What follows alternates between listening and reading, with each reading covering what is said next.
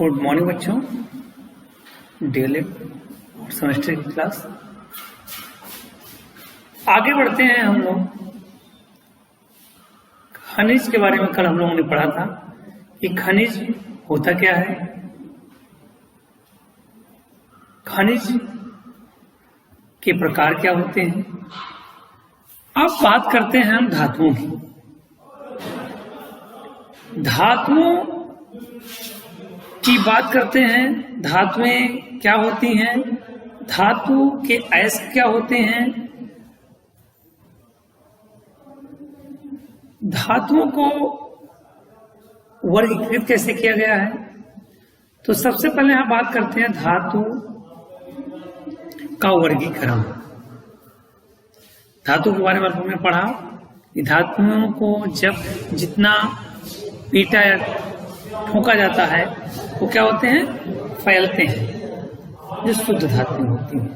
ठीक, बात करते हैं यहाँ पे धातु का वर्गीकरण के बारे में। धातुएं मुख्यतः 4 प्रकार की होती हैं।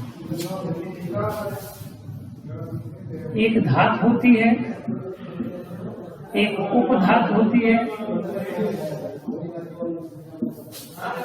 इसके बाद आता है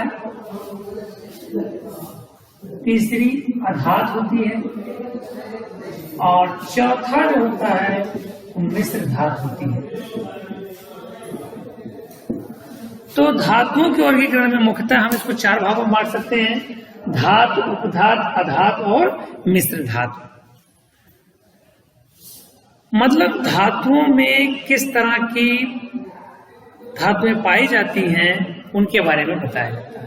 अब क्या है, इन धातुओं के अयस्क निष्कर्षण, मतलब धातुएं हमें जो इस तरह से पाई जाती हैं, इन धातुओं से अयस्क को कैसे अलग किया जाता है, यानी खनिजों को किस प्रकार उनसे अलग किया जाता है।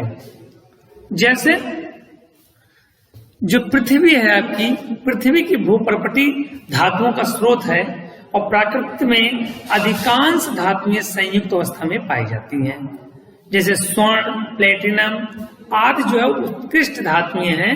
ये सब जो है स्वतंत्र अवस्था। स्वतंत्र अवस्था से मतलब यह है कि इसमें कई धातुओं का मिक्सअप नहीं होता है।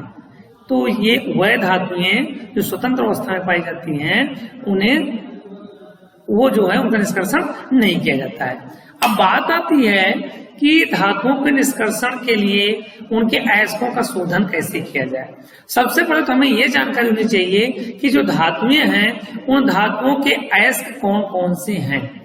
जैसे बहुत ही इंपॉर्टेंट चैप्टर है ये, इससे आपके एग्जाम में कई बार पूछे गए हैं। एग्जाम या कंपटीशन लेवल के जो भी आपके पेपर्स होते हैं उसमें पूछा जाता है कि लोहा यानी कि Fe के कौन, ये जैसे पूछ जाएगा कि मैग्नेटाइट किस धातु का अयस्क है। तो मैग्नेटाइट जो है वो किसका अयस्क है, लोहे का। तो लोहे के कौन कौन से अयस्क, इसका जो सांकेतिक चिन्ह होता है वो Fe होता है, और इसके अयस्क कौन कौन से हैं। पहला है हेमेटाइट, जिसका फार्मूला होता है Fe2O3। इसके बाद आता है आपका मैग्नेटाइट, जो कि इसका फार्मूला होता है Fe3O4। नेक्स्ट लिमोनाइट, जो कि Fe2O3 इंटू 3H2O। इसके बाद आता है आयरन पायराइट FeS2। ये हैं आपके लोहे के अयस्क। इनको लोहे के अयस्क को शोधन के द्वारा हम अलग करते हैं। और आपका नेक्स्ट जो है वो है एल्युमिनियम। ये कई बार एग्जाम में पूछा गया है एल्युमिनियम के बारे में कि एल्युमिनियम का सूत्र क्या होता है, या इसके अयस्क। अयस्क यानी कि बॉक्साइट किसका अयस्क है, किस धातु का अयस्क है। तो आपको पता होना चाहिए कि जो बॉक्साइट है वो किसका अयस्क है, एल्युमिनियम का। और कोरेंडम, ये Al2O3 इसका फार्मूला है, और ये जो है आपका एल्युमिनियम का अयस्क भी है। तो बॉक्साइट और कोरेंडम जो होता है ये आपके एल्युमिनियम का अयस्क है। तो ये कई बार एग्जाम में पूछा गया है। अब बात करते हैं तांबे की। तांबे में कौन कौन से अयस्क पाए जाते हैं। तो पहला है कॉपर ग्लास। कॉपर ग्लास जो है इसका फार्मूला होता है CuS। कॉपर ग्लास का फार्मूला है CuS। ये है आपका तांबे का अयस्क। और रूबी कॉपर, ये भी कई बार एग्जाम में पूछा जा चुका है कि रूबी कॉपर किस धातु का अयस्क है। इसका फार्मूला Cu2 और O होता है। तो आप लोगों ने देखा कि तांबा के दो अयस्क हैं, एक कॉपर ग्लास और दूसरा है रूबी कॉपर। अब बात आती है तीसरा, चौथे नंबर की, मैग्नीशियम। मैग्नीशियम का Mg सांकेतिक चिन्ह होता है और इसका जो है डोलोमाइट एक मात्र अयस्क होता है, डोलोमाइट। MgCO3 into CaCO3 इसका फार्मूला है। फार्मूला उससे पूछा नहीं जाता है, लेकिन आप लोग तैयार कर सकते हैं, कभी कहीं एग्जाम आपके पूछा सकता है कि हाँ डोलोमाइट का फार्मूला क्या होता है। अब बात आती है पारे की। यहाँ बताना है आपको कि पारा एक ऐसी धातु है जो लिक्विड फॉर्म में मिलती है और सभी धातुओं को छोड़कर जितनी भी धातुएं पाई जाती हैं वो सारी धातुएं जो हैं हार्ड यानी कि ठोस होती हैं, लेकिन पारा एक ऐसी धातु है जो तरल मात्रा में पाई जाती है, तरल माध्यम में पाई जाती है। इसका जो सांकेतिक चिन्ह है वो Hg होता है। सिनाबार जो है इसका अयस्क होता है। HgS जो है इसका सांकेतिक या कह सकते हैं इसका रासायनिक सूत्र है सिनाबार का। अब लास्ट है आपका जस्ता। Zn, इसको जिंक प्लेंटी यानी ZnS और केलेमाइन यानी कि ZnCO3 इसका जो है फार्मूला है।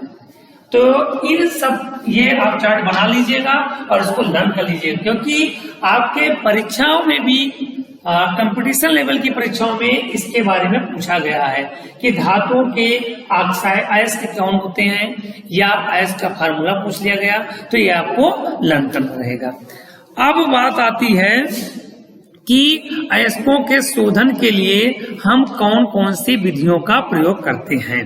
तो अयस्कों के शोधन के बारे में हम जो है नया टॉपिक लेकर के आएंगे, उसको हम नेक्स्ट डे पढ़ेंगे। लेकिन यहाँ पर आपको ये जानकारी होनी चाहिए कि जो धातुएं होती हैं मुख्यतः कल मैंने 4 बिंदु आपको बताए थे कि किस प्रकार से धातुओं का शोधन किया जाता है।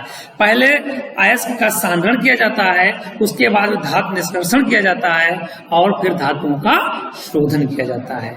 ये 3 तरह के, कल मैंने 4 तरह का आप लोगों को बताया था। उसमें एक टॉपिक था आपका कि अयस्कों धातुओं को धातुओं से कैसे परिवर्तन किया जाए, अलग करने की विधि। एक वो टॉपिक आपको इसमें नहीं पढ़ना है, उसके साथ आप इन तीनों को पॉइंट नोट कर लीजिएगा। अयस्क का सांद्रण, धातु का निष्कर्षण और धातु का शोधन, ये 3 विधियों के द्वारा हम धातुओं के द्वारा अयस्कों का निस्तारण यानी कि अलग करते हैं। अब आता है अयस्क का सांद्रण करते कैसे हैं। नया जो आपका अगला पॉइंट है, अयस्कों को कैसे। तो अभी आप लोगों ने पढ़ा कि धातुओं के जो अयस्क होते हैं उनका निस्तारण कैसे किया जाए। तो 3 बिंदु मैंने बताया। पहला तो है अयस्क का सांद्रण, दूसरा है धातु का निष्कर्षण और तीसरा है धातु का शोधन। अब बात आती है पहले पॉइंट की, अयस्क का सांद्रण। अयस्क का सांद्रण कैसे किया जाए। तो अयस्क का जो सांद्रण है वो मुख्यतः 2 विधियों के द्वारा किया जाता है। पहला है भौतिक विधि और दूसरा है रासायनिक विधि। तो अयस्क के सांद्रण में भौतिक विधि के अंतर्गत जो है ऐसी क्रियाएं आती हैं जिनके द्वारा हम अयस्कों का शोधन करते हैं। जैसे आपकी चुंबकीय पृथक्करण विधि हो गई, प्रगलन हो गया, फेन प्लोन विधि हो गई, और ये जो है 3-4 विधियां ऐसी हैं जो आपकी परीक्षाओं में भी पूछी गई हैं। जैसे फेन प्लोन विधि कई बार पूछा गया है और चुंबकीय पृथक्करण विधि भी पूछा गया है। तो इन बिंदुओं को आप लोग ध्यान से पढ़िएगा। और नेक्स्ट टॉपिक हमारा फेन प्लोन विधि और चुंबकीय पृथक्करण विधि का एक्सप्लेनेशन रहेगा। तो ओके बेटा, थैंक यू।